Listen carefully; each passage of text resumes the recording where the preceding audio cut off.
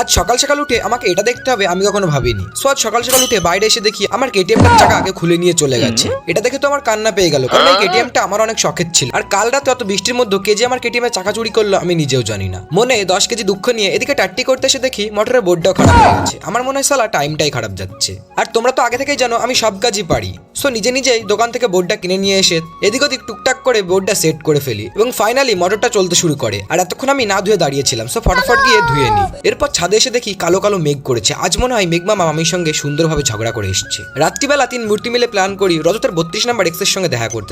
এই জন্য তার ল্যাম্বরগিনিটা নিয়ে আমরা সমুদ্রের মধ্য দিয়ে উঠতে উঠতে চলে আসি এই দোকানে একটা গিফট নেওয়ার জন্য। আর ল্যাম্বরগিনিটা চালাতে চালাতে আমার কত সুন্দর অবস্থা হয়েছে তোমাদের কি আর বলবো। এই অবস্থায় উঠতে উঠতে চলে এসেছিলাম আমাদের আড্ডাখানাতে। এই এত সুন্দর বৃষ্টি পার করে শামিনদার জন্য সিঙ্গারা এনেছি বলে শামিনদা আমাকে পিঙ্ক চপ্পল গিফট করে। ইন্ডিয়ান ছেলেদের পিঙ্ক পছন্দ বলে তা বলে এই জিনিস।